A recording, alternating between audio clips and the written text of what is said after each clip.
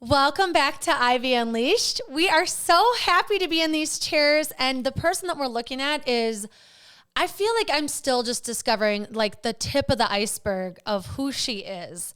We would like to welcome Shar Moore to Ivy Unleashed.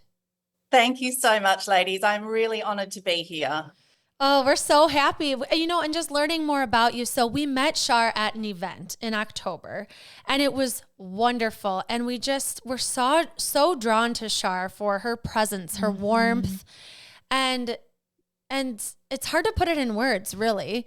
But whenever we're about to record an episode, we do some research on people. I'm like putting down titles. I'm like TV show host, publisher, impact book, host of the Girlfriend Hour, TEDx speaker. Like the list it goes on and on and on, which is just wild. You have a story that is so unbelievable, which we really want to get into. When we were at this event, you stood up. You spoke to Gabby Bernstein on stage, and we would love for you to talk about what you shared with her, your life experience, and kind of how it led you to where you are now. Oh, I love that. Thank you. And it's funny when people read out your titles, you all of a sudden feel tired. It's like, oh, I did all of that. No, it's just progression in life. When you want to serve humanity, you don't think about all the things you've done. You keep going, what else can I do? How else can I serve? When I stood up and Gabby said, I've organised with the host to have a Q&A, which I don't normally do and don't normally have time for. When she said that, I got this incredible visceral response. Every cell in my body was on fire. And I had absolutely no idea what I was going to ask her. What? But my whole body stood me up. I didn't do anything. My body stood me up. And I'm lucky that I wasn't the first to be asked, because there was a few people that went before me. And during that time, I closed my eyes in front of 600 odd people standing there. I think there was maybe 6 or 7 of us. And I closed my eyes and I said to the universe, what am I asking this woman? My idol, I've fangirled over this woman forever. What am I going to ask her? And when it came to my turn, I sunk into my heart. I had my hand on my solar plex and I said, Gabby, how do I approach someone like you to endorse a coffee table book we're launching globally with some incredible impact makers as we raise funds to rescue sex-trafficked children? Something along those lines. I didn't ask her to endorse it. I asked her, how do I approach someone like you? And she said, pin drop moment, it's on my Instagram, pinned to the top. She said, you just did, gorgeous. I would love to endorse your book. You guys were there and the room lit up. I was sobbing. Everyone was clapping. People stood up. And I think what happened when I look back at it, and I have played that video so many times, when I felt out of body, when I felt out of character, when I've had a hater on social media, when I've been gaslit for something, all the stuff that happens when we're this public. I play that video to remind myself that when I am in my most authentic space, you literally are untouchable. I was a real human being asking another real human being, how do I make this impact book something so special by attaching a big name person like yourself to it so more people know about it? And I think when we sink into that space, the answer's always no if we don't ask. And so I asked. And it was a yes. It was a yes. It was so special to be a part of that moment. And then after that, we had a dinner break, and we had dinner together, and us three got to spend an hour talking, learning about your story, wanting to know the inspiration behind this coffee book. And I'd love for you to get into that, because that is why Gabby Bernstein said yes, because of this mission that is on your heart. Absolutely. So I've been in publishing for a number of years now. Started off in magazines. We were digital women's empowerment magazines. We then went to printed magazines. This was in Australia. And I then fell into books, and I went into the traditional compilation book model, 20 people sharing a chapter, and they were divine. It was under our Feminescence brand. gorgeous products.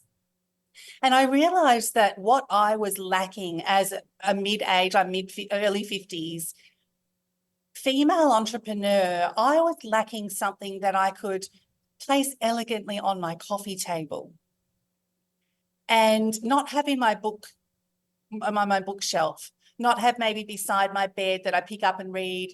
I wanted something that was elegant, stylish, but I wanted it to have impact. I wanted to be able to pick this book up when I needed a shot in the arm, when I needed inspiration, when I needed to know that I wasn't alone, when I needed to know, what is someone else doing to serve humanity today? How did they think? What perseverance have they had to have in their life? And I guess when I started to go through what I wanted, and I think this is something for a lot of people to take away, if you're sitting there wanting it, I can hand on heart promise you, I've been around the sun many times now, there is someone else out there, hundreds, if not thousands, if not millions of people who also wake up with that same question. And what I know, ladies, if it's being gifted to you as a thought, it's because you're meant to birth it into this world, no one else. And so I sat there and thought, wouldn't it be amazing if I could publish the final thing I publish? And I never say never because I have gone back to things, but at the moment I feel like it's my ending in my publishing career, is a beautiful hardcover coffee table book showcasing the insights and the mindset and the mastery of women all over the world. So we've literally been working on this for close to 2 years. It launches in Times Square in September 2024. And everyone's going to fly in from all over the world, and they're sharing around their impact, around their mastery, around their perseverance, around the action they've taken. It's not a storybook. It's not when I was 5, I fell over on my bike. It's about their wisdom, because that's the thing we take with us when we leave, is the mindset for the little things that happen. When you think about life, it's not how we deal with big tragedies. It's actually every day when we wake up, is there a ritual that we do? Before our feet touch the ground, is there a mantra that you say like I do? How do we go about greeting someone in the street? When we see someone struggling to pay their groceries, do we jump in? It's actually all those little things that create an impact. Yes, there are big grand gestures that we can do and Guinness World Records and big things that make big noise. But I believe it's actually all of those small little golden nuggets of things every day that we do unconsciously, that we're drawing out of everyone in our book and placing it into this coffee table book to make everyone feel like, well, if they can, I can. Wow. You mentioned earlier sex trafficking. And from what you've been through to now having this heart of gold and hearing how you speak and the love behind your voice, how do you come from that with what you've been through? It's taken a minute. So I was engaged at 11 years old until 15 and a half. And if I had grown up in Asia, where being Indian, which I am, it would have been normal. So all my friends at school possibly would have been going through the same situation because it's a very traditional thing to do. But when I grew up in Australia, already, dark hair, dark eyes, tan skin, I was already the odd one out. So I was already an outcast. And then to turn up at school at 11 with an engagement ring, that kind of put me in a whole nother bracket.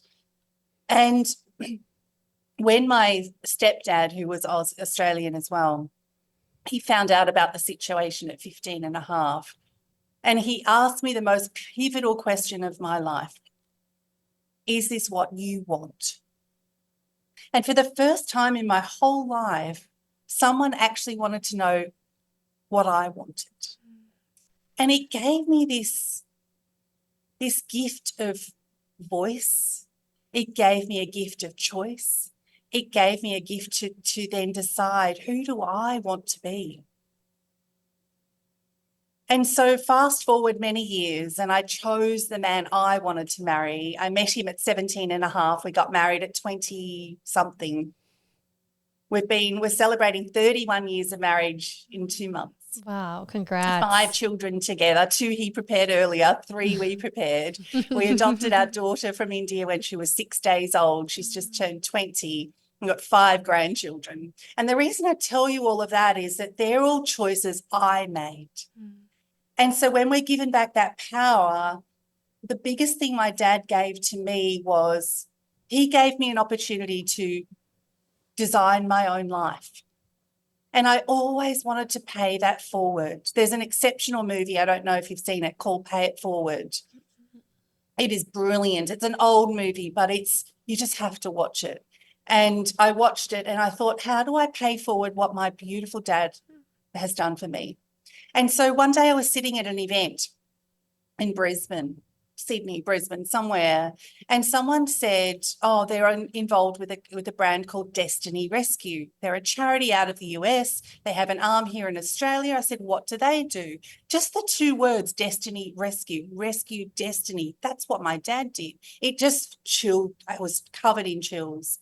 And so I, of course, went down this whole rabbit hole of what do they do? How do they do it? How do I be involved? And so building a relationship with the Australian CEO, they appointed me as one of their ambassadors.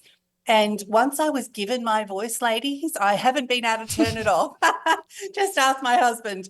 All I do is speak now. I've spoken all over the world. I speak any opportunity I can. And I always really strive to make the person I'm speaking with feel better about themselves when they leave me than when they turned up. And as an ambassador, I can't do the rescues. I can't go in. I can't build those I can't do that. That's just not my wheelhouse. What I can do is raise awareness and raise funds. And so that has brought my whole full circle now to paying it forward for what my dad did for me. We rescue sex trafficked girls. Some of them are as young as 5.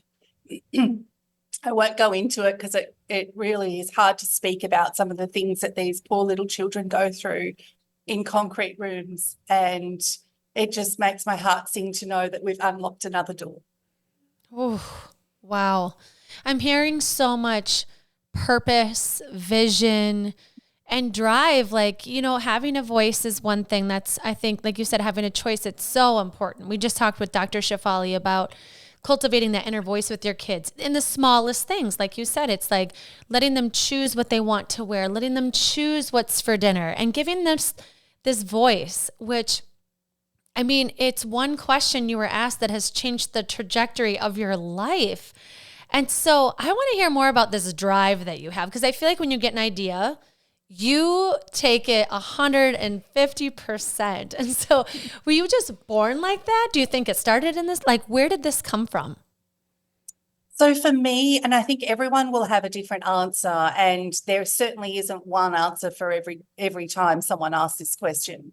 For me, when you're born into an environment like I was, where literally people were crying in the waiting room when they announced that I was a girl, because girls in the Indian culture are seen as a curse. They're an expense. There's a dowry that has to get paid to marry them off. And so sons are celebrated. They're the ones that earn the income, the family live with them. So if you come from a culture like mine and being suppressed and being told what to wear, what to say, how to dress, how to act, stand behind, let your brother or your siblings do the talking, because all of that stuff, when you finally get ungagged, if you like, what I needed to do, and don't think by any under misillusions that I came out at 15 and a half, boom, off you go. Hell no. I went through the whole victim mentality because I was a victim, sexually abused, everything else that went on, I was a victim. And I had learnt, when you come out of that, it's like coming off a diet. You go and eat all your favorite things the next day because it's like I've been starved of them. And so I had been starved of attention, people listening to me, hearing my voice. So I went out and would tell anyone who would listen in my 20s, this is what happened to me. Then I watched what happened. Over time, they would distance themselves and disappear. Who wants to be around someone like that all the time? Exhausting. So then I decided to go from victim to victorious. It had happened to me, cannot change it. What do I now do about it? What if I could put a positive spin on what happened and turn that whole experience around to shape me who I am today, then how do I make that serve humanity? So I learnt to become a public speaker. I learnt how to craft my story in such a way that would, rather than leave the audience sobbing on the floor, which is how I used to leave them, feeling sorry for me because I was wanting to be rescued, to jumping out of their seats going, I don't care what's happened to me. If that woman can do it and she didn't finish high school, she hasn't been to university, she's got no degrees, she's got no formal anythings, what is my excuse? And so I learned how to serve humanity. And so I think when you can put a peg in all those things and realize they've happened to you for a reason, you never get dealt what you can't handle.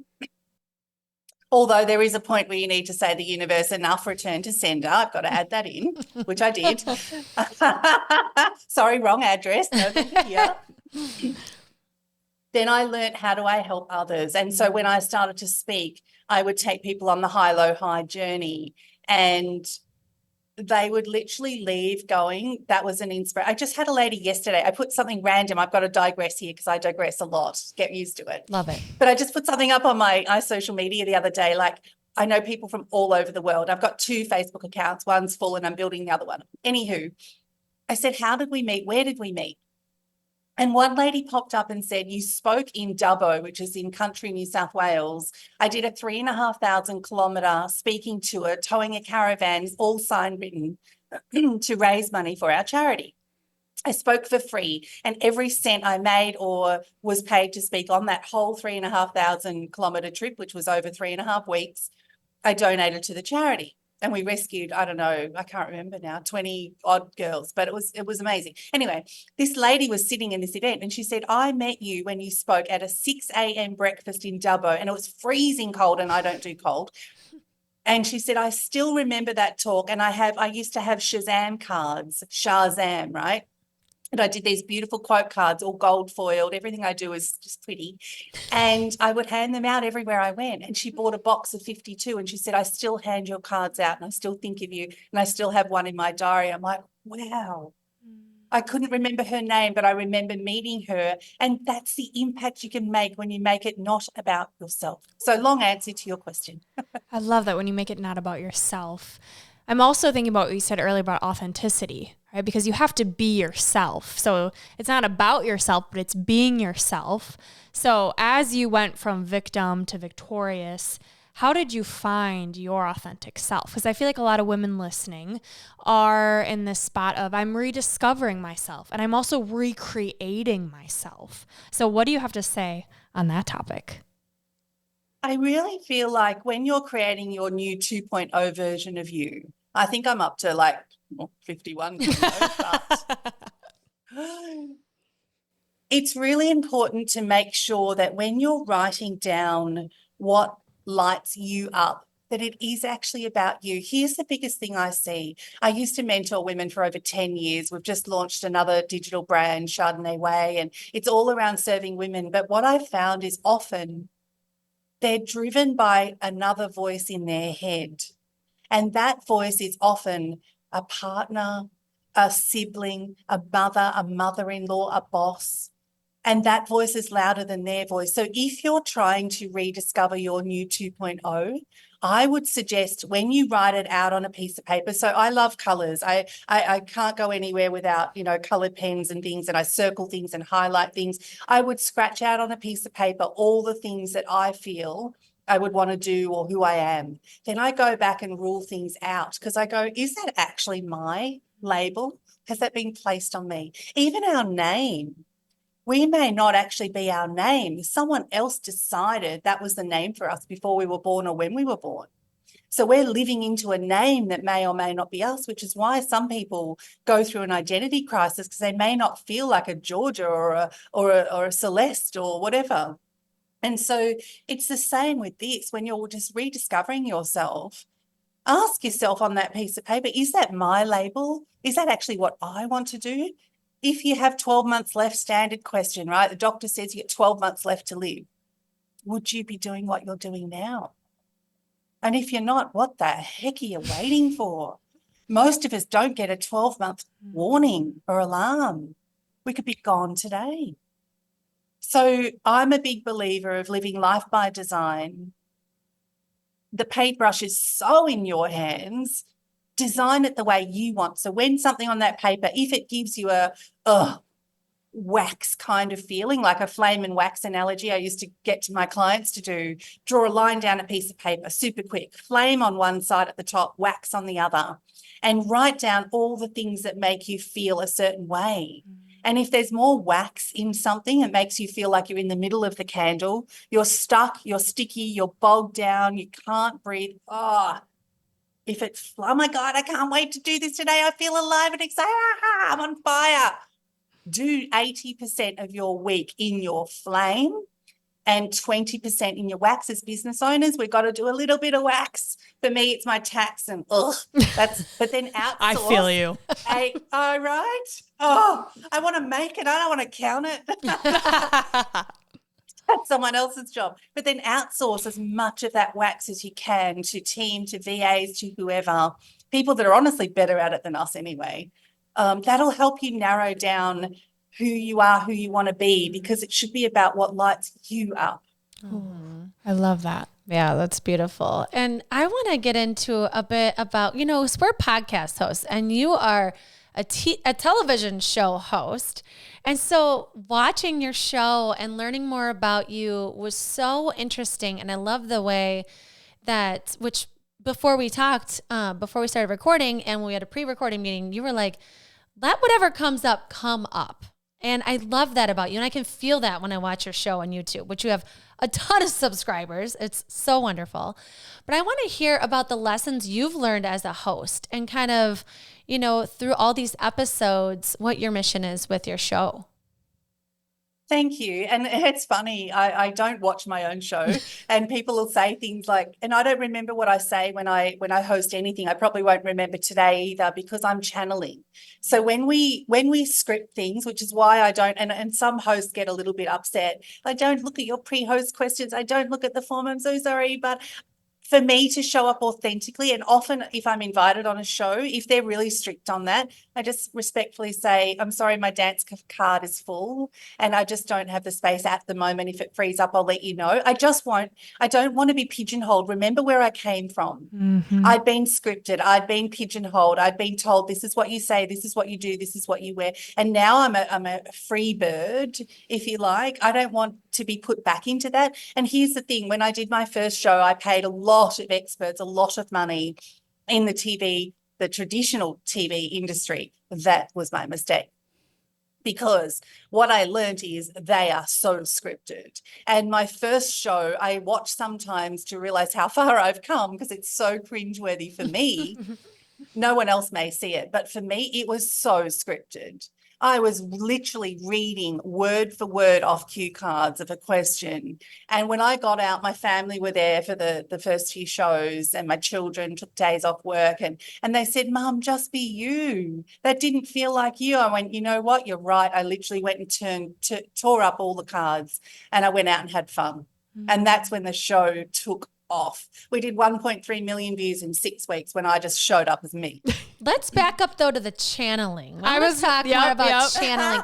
Can't let for the women listening, they're like, what are you talking about channeling? Can we just kind of dive into that because it's really interesting and intriguing. Absolutely. So look, we all do it.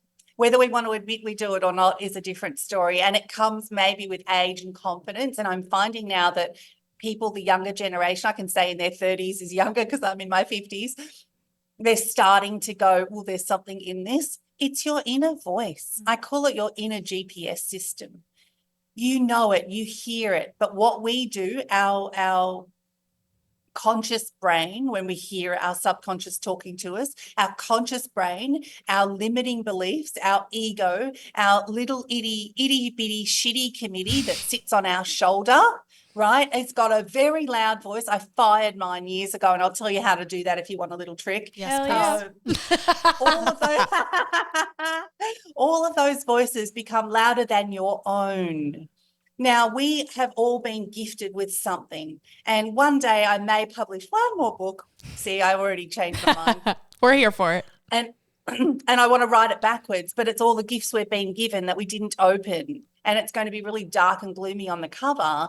And there'll be a grave and a coffin, and the coffin will be slightly open, and all these beautifully wrapped, sparkly, shiny gifts, just this light is coming out, because they die with you if you don't use them. So your inner voice, your inner guidance system is actually guiding you the way you need to go. But bravery, courage, itty bitty shitty, all of those things stop us. And then our ego brain, a monkey brain, our conscious brain, our limiting beliefs will pop up, and imposter syndrome will say, you can't do that. Who are you to start a TV show? You're not Oprah, girlfriend. And that's also what I did wrong in my first one.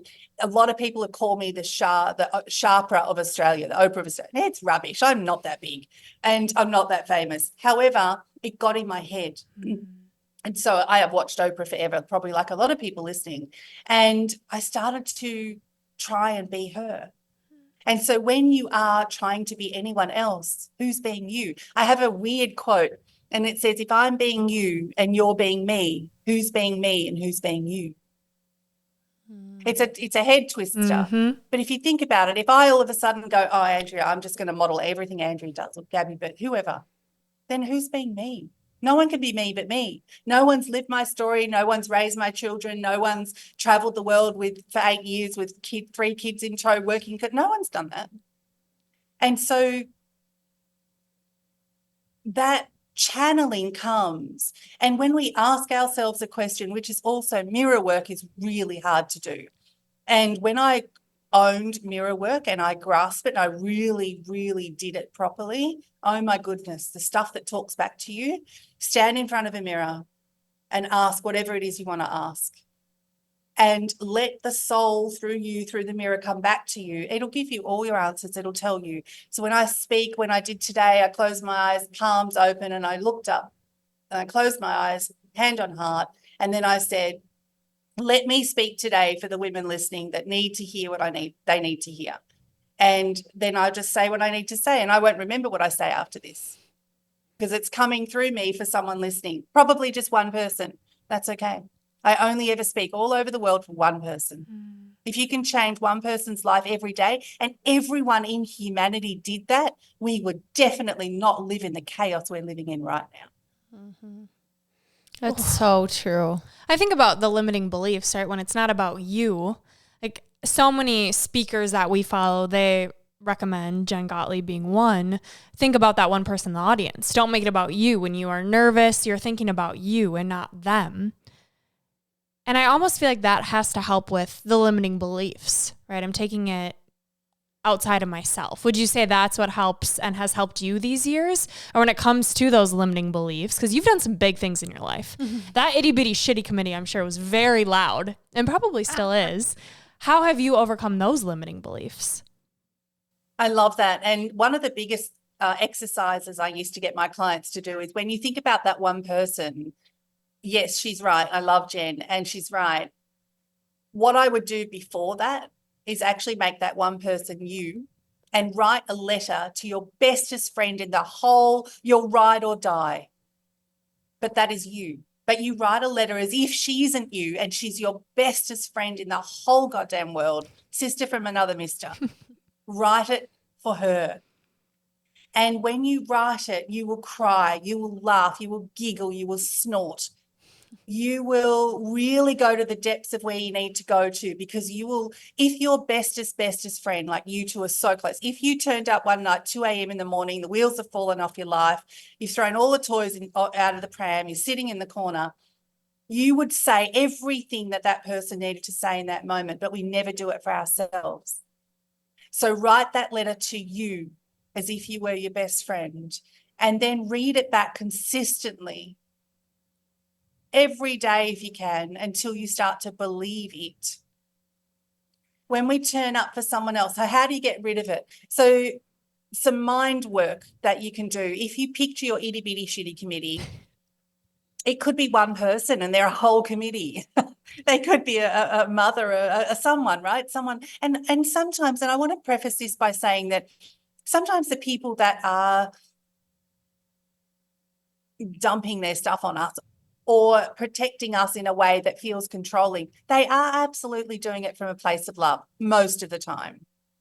Most of the time. Some of them may be doing it just because they're doing it to be nasty. But let's believe that they're doing it from a place of love.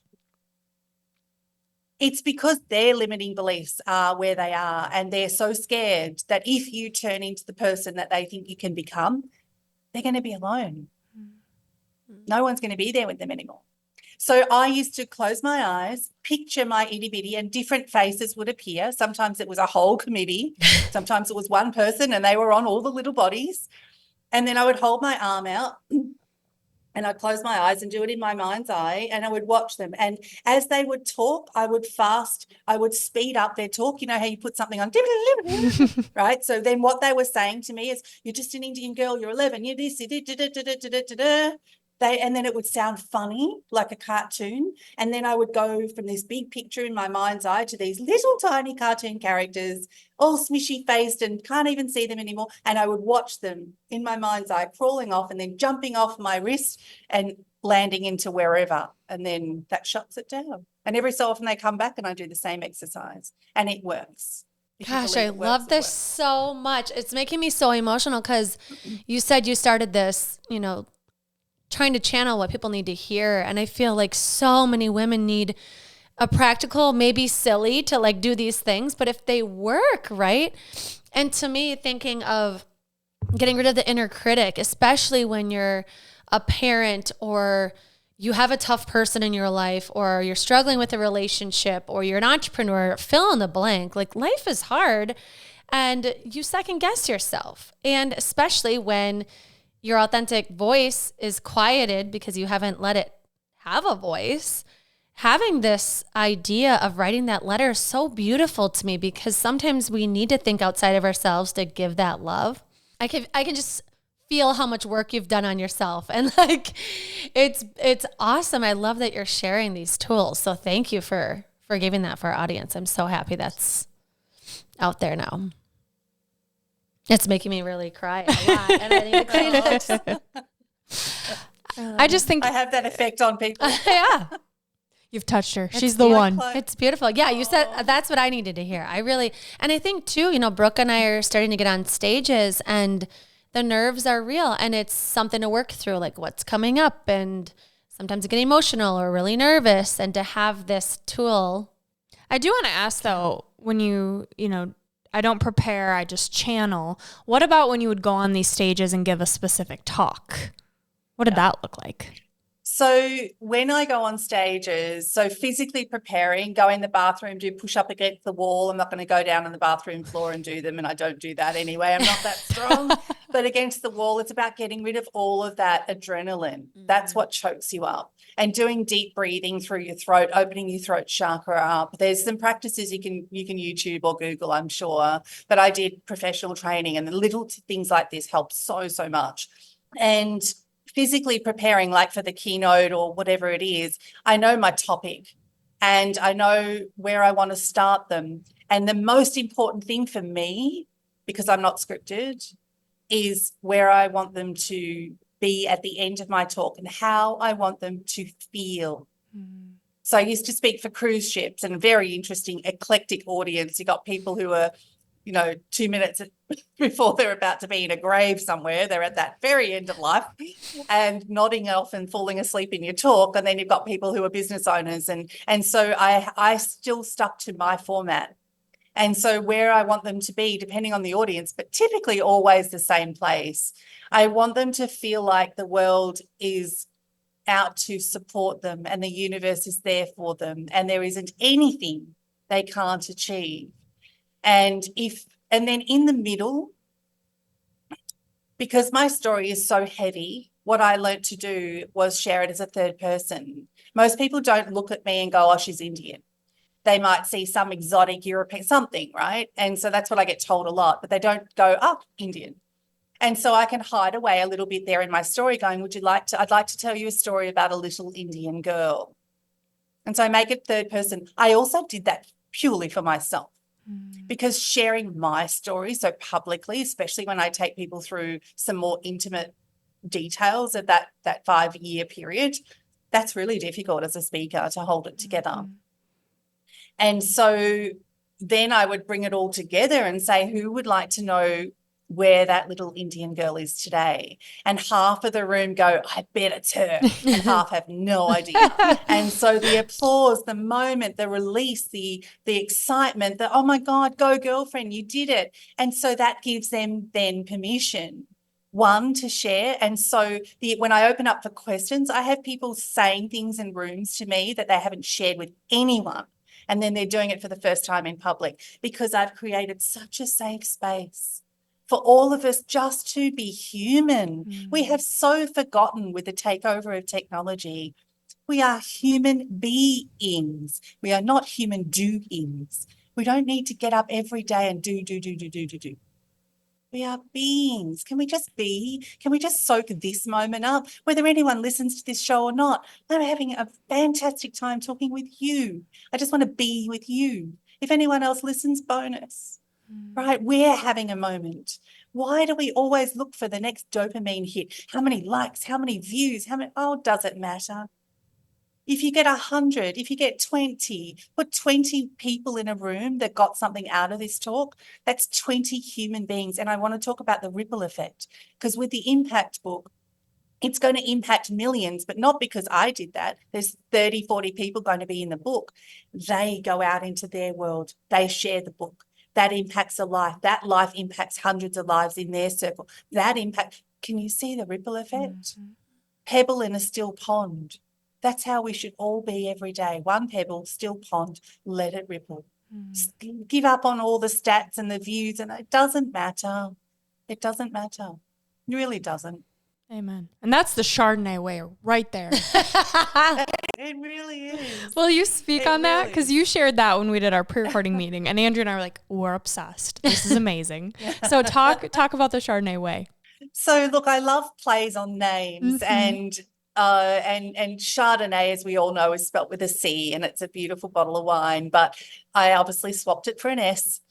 And Chardonnay Way is a brand that I've had a few times, and it's been through a few iterations, but it's always been something that's around popping that cork and watching all these effervescent bubbles and sparkly. I love shiny things. I don't know if you can see my nails, Yes. but every one of them has got, like, I'm all obsessed with things that make you feel sparkly and shiny. And because I believe every one of us, if I could boil you in a pot, not that I would, your essence of who you truly are would come out, because the pressure of the hot water would just release the best version of you. And so when you think about Chardonnay and popping it, if you could actually see the gold and sparkly bubbles coming out, that's how I want people to live their life. And so Chardonnay Way is a new brand we literally just launched, and I'm so touched and honored, because it's not about numbers. It's just how many people are responding to it and soaking it up and purchasing these courses. So the digital boom is so here right now, so here. Whilst it's been around a while, it's really here now post-pandemic. And I want to help 1,000 women create an autonomous business reselling digital courses. And so 20 years of business, know a couple of things, decided to kind of punch it all together into these beautifully designed courses. And now people can buy them, they can resell as is, or they can redesign and sell. And I recommend redesigning, because you want your own stamp on it. The way I do things, I've got an Indian touch in them as well, because I'm Indian, right? So when you make something your very own, Chardonnay Way is about creating your life by design. My husband and I have been traveling since May 2023, and we've been everywhere. And we've still got so many places to go, but we make money while we sleep. We swim, we go for walks. We're living on an island in Thailand right now. We're heading to Australia soon. We're going to Europe. We're going to the States. Like, we can do all of that when you've got a business supporting you in the back end. But the most beautiful thing is that every time someone buys one of our courses, they start at $27. They can resell and make money the next day. And that's a brand and a model I have not seen before. And that's so exciting, because most people don't create don't find the time to create the products. They don't know if it's going to be good enough. They get stuck on the brand. Their ego gets in the way. What if what I'm saying in it, we've taken all that away. Buy ours, slap your logo and branding on it, resell it tomorrow. And you can get out of whatever is keeping you in your wax and live more in your flame, because then they can help more women. That's the ripple effect. I love it too that so much of what you do is for women, which makes complete sense from the beginning of your life, like you said. And it's so beautiful because it's creating, it's the gold we talk about, right? It's who you are and giving life to that. And in so many ways that you're doing it. I can't even imagine what else is going to happen in your life and who you're going to touch next. So how are you deciding where you're traveling to with your husband? So we plan, I think the best analogy of that and how we work it out is a little boy went up to the cockpit of an aeroplane and they were going from, say, Sydney to New York. And he said, but you can't see New York yet. He said, how do you know you're going to get there? And he said, but the light is showing me the next little part, couple hundred meters. That's all I need to see. And when I get there, it'll light up the next path. That is pretty much how we're living our life. People will ask us, so what's planned for this year? And of course, our book was launching on the 24th of September in Times Square in New York. I'll be there. But that's all. I don't need to plan. I think when you've raised 5 children, when you've got 5 grandchildren, when you've run a business, when your husband's been pretty much traveling for most of that time during the week, and I was a single mum during the week, racing around, your life is literally planned to the minute.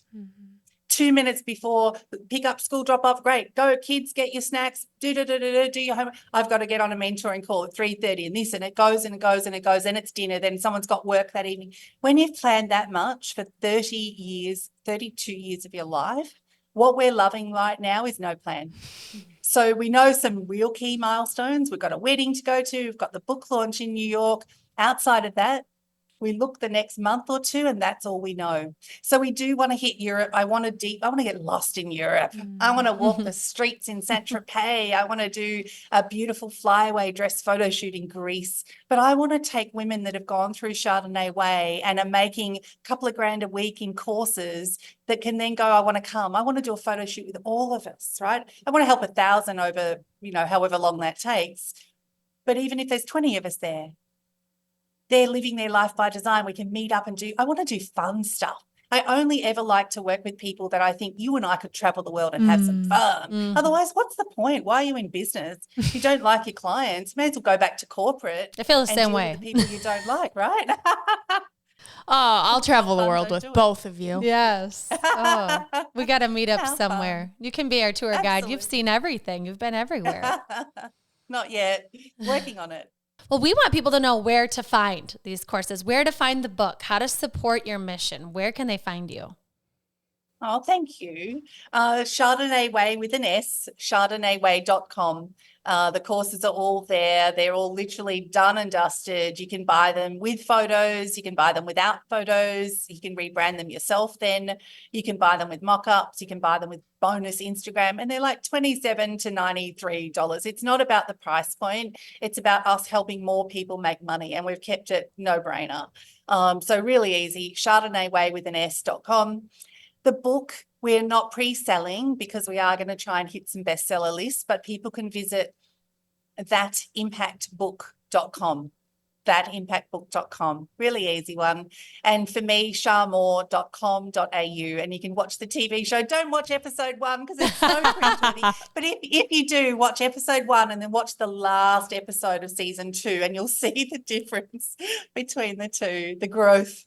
I love it. We'll plug everything. I know people are going to be wanting to support your book so much and your mission behind it. It's so beautiful. And we always wrap up our show with a few segments. The first one is your 3 gold stars. So if you could give our listeners 3 takeaways, anything at all, what are you going to channel in here? Start with your why. Your why is the whole reason you've actually been born. You're not here for the what, you're not here for the who, you're not here for the when, you're not here for the how. You are here for the why. The second one would be live your life by design. The paintbrush is absolutely in your hand. It's your canvas.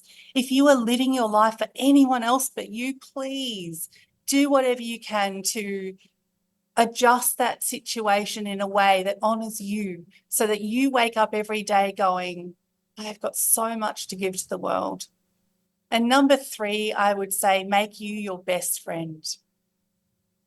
We were out for dinner the other night and one of the husbands looked at my nails and he said, oh, they look so beautiful. Do you do them for yourself? An interesting question. Do you do them for your husband, Russ? I said, no, I do everything for me. The fact that he loves it is a bonus. Do whatever you're going to do for you. Don't worry about everyone else. I go out, I'm on an island. I still put my 24-hour long stay lipstick on when I'm swimming in the beach. My hair might be a mess. It doesn't matter. I don't do it for anyone else. I do it because it makes me feel good. And that's the biggest thing I think we need to do is stop worrying about everyone else. Go visit an aged care home and talk to someone in their 80s or 90s and they'll tell you they wasted so much of their life trying to be someone they weren't to please someone that they don't even know anymore. Just be you. So good. So good. Could listen to you all day. Seriously. Okay, and we will. Not all day, but for a little bit because we have 3 rapid fire questions. The first one. Which they're not rapid fire though. I know, I just say it all the time. They're surprise questions. Surprise questions. Yes. Surprise questions. Unleashing Ivy is our segment. The first, my question, is you are always traveling. You're traveling the world. So I'm curious what makes you feel at home. Ooh. My husband. My husband is my home. It doesn't matter where we've been in the world. We have our little rituals that make each other feel grounded. And as long as he's there, I'm home. Ooh, can you expand on the rituals? Give us an idea of what that looks like. Sitting in certain places at the table, sitting in certain sides of the couch, sleeping in the sides of the bed that we do. He brings me my coffee of a morning. I serve him when he's a ghostwriter, so he writes other people's books for them. And so when he's about to write, I'll put a little flower on his desk. He will, set up flower trains because we've got these beautiful jasmine flowers in Thailand and bougainvilleas. And so he'll set up a little flower train. So it doesn't matter where we are. It's those little things that they bring us back to self. And you can create them in your relationship, and it's what you do repetitively that becomes comfortable and normal. So even though we have never been apart from our children and the whole time our eldest son together is 30, I've never left him for any amount of time like this. And we FaceTime all the time, but it's those little things that my husband and I do together. We have date night once a week still after 32 years together.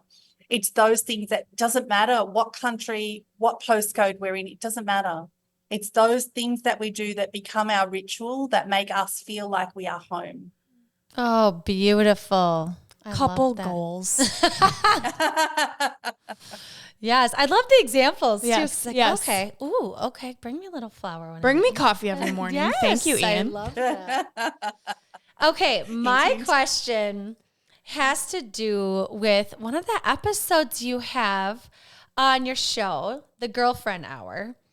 The title of the episode was so intriguing. It talked about a diagnosis that took a very long time for you to get. And so I would love for you to talk about your experience and how not having this diagnosis and then having it, how that's affected you in your life. Wow. Go the big guns. So I think every disease is a dis-ease in our body. Mm-hmm. And I believe that we attract certain things into our body because of our mindset. So when I was younger, all the trauma, then the PTSD, if you like, that came from it, I manifested and created, I believe, the disease that I then got diagnosed with when I turned 50. And so I'd had it from probably teens, but undiagnosed. And so it's called lipedema. And it's one of those things that goes pretty much undiagnosed because it looks so much like cellulite in your legs that it masks itself that way. And unless a doctor, and it's still starting to come out, there's so much, even in Australia, every doctor I went to, I had to take pamphlets of information so they knew what I was talking about. And they thought I had heart failure. So I woke up not long after my 50th birthday. Yay, I finally hit 50. It's the best chapter of your life. Oh, bully for you, you get a disease. And I woke up one day and my knee was incredibly swollen and unusually so. And something's not right. All the tests. You've got heart problem, you've got liver problem, you've got kidney problem, you've got this, you've got that, you've got da-da-da-da-da. Every test. And finally, the lady that was doing my ultrasound on my knee, she said, have you ever considered seeing a lymphatic therapist? I said, no, why? And she said, I think you may have something wrong with your lymph nodes. So off I go. Within 10 seconds of being on the bed, this lady said, you've got lipedema. I'll ring my surgeon, da-da-da-da. So we went down this whole path. But I guess the point was that I had put up with it for so long, and I would walk 10 kilometres with girlfriends. I swam. I used to play tennis. I would do Zumba and all the things. Or I would watch my friends' shape change, and I would watch mine stay exactly the same, if not get bigger.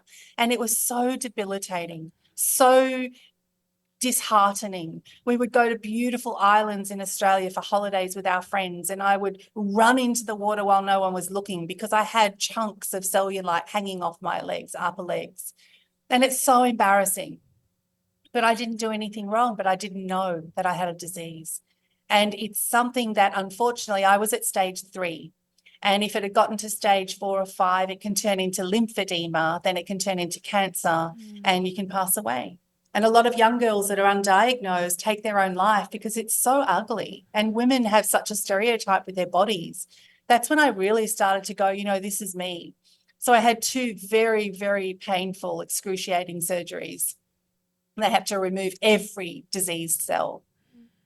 And the recovery is insane. It's horrible. And now I have bullet wounds all over my legs and some nerve pain still till today. I get swelling. But I walk out and swim in my bathers, not covered up, because I don't care anymore. I had a disease. I still have it in some areas of my body. It is not going to control me. I can curb the rest through diet. But for me, I believe that every one of us carries a scar internally or externally. And if we hide it from the world, what are we telling the world? We're saying to live in this existence, you have to be perfect like Barbie. I walk proudly on the beach. I don't hide my legs. I see people looking at the sky. I don't care because it gives them permission to whip their sarong off and do the same bloody thing. Wow. Thank you for sharing that. And I would encourage people too to go to the episode that I'm talking about. It's pretty recent, I think. And it's the last episode of season 2, yes. Episode 6 of season 2. Because I think, too, something that you said in that really hit me, because we have a lot of people listening that do have chronic conditions that are undiagnosed, is people telling you just work harder. Aren't you just working harder? And like the gaslighting that goes along with not understanding what's happening in your body and then people having opinions about it. I just can't imagine what must have been said to you and how that must have felt. Oh, look, I think, everyone's got an opinion, and there's gaslighting, there's keyboard warriors out there till the cows come home. Mm-hmm. And anyone so when you shine your light brightly, the darker corners get darker. Mm-hmm. And it's because of their limiting beliefs and their imposter syndrome that they want to try and bring you back down because it makes them feel better. And so I just believe that keep shining, like Taylor Swift, perfect example. Haters going to hate all the stuff she's been through. She just goes out there and keeps being herself, bigger and better, because that's who she is, and she doesn't listen. Every one of us, if you're going to grow a brand, like you ladies may have experienced it, you may not, it may come, it may not. But if it does, I have a team that manage my social media. I don't even actually get to see any of it anymore. And I think that's really good. Switch off from it. When I launched the TV show, I didn't read any of the comments because I didn't know if it was going to be received well or not, and it didn't matter. I didn't do the show for that keyboard warrior sitting in their comfy home, not living their life because it's their choice what they've done. But why should I let them judge a show that I've put my heart, soul, and finances and everything into? Because I knew it would help one person. And I would get messages from women that the team would share with me and say they'd lost all of their family during COVID, connections wise, like not being able to see them. They felt so disconnected from humanity. They felt so alone. They felt like people didn't get them anymore. They didn't understand. And then they would watch my show, but they would play it on repeat in the house while they were walking around doing housework and because they felt like they had a girlfriend with them. That, my friend, is the only reason I did the show. And that one feedback was enough for me to go, job done. Oh, amen. Oh, I love it. Okay, last question, Shar. If you could go back and tell younger Shar one thing, what age would you choose and what would you tell her?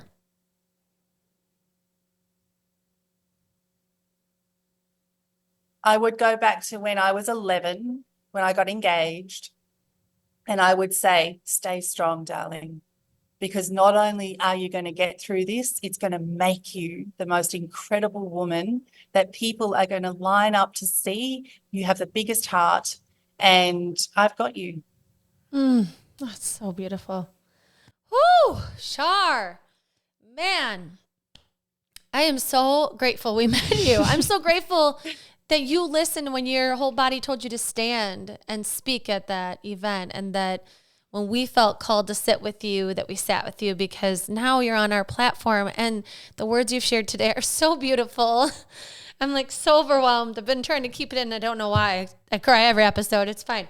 I'm just so grateful that you keep listening to this voice and that you're encouraging other people to do the same in so many ways. We're honored that you've sat with us. And I don't feel like this is the end. I feel like we're going to find you somewhere else. Come to more of your events. Read your books. We'll see you in Greece. We'll do a fashion show, a photo shoot too. That sounds Flyaway dresses. incredible. Fabulous. Oh, definitely. Chardonnay way. Imagine it's all there. Those beautiful long, few meter long flyaway dresses in the beautiful silks. And you're standing on top of the Greece rooftops. Like, that's what I want to see with people that are making money from Chardonnay way. And we're all traveling the world. Like, that's how it should be. Yes. Oh, yes. That. Let's go find her. I'm so honored that you've had me on. Thank you so much, ladies. You're amazing. And you don't realize maybe yet the powerful gift you're bringing to so many. And so keep staying in your lane, keep being true to yourselves, and know that you've been gifted this opportunity, and just push it to its limits. Oh, thank you. Thank you. Oh, okay. We hate to see you go, but we're going to come find you, so it's okay. We leave our listeners with a piece of gold, a quote that speaks to you. Would you please share yours? It's a Mark Twain quote, but I absolutely resonate with it. The two most important days of your life are when you are born and when you know why.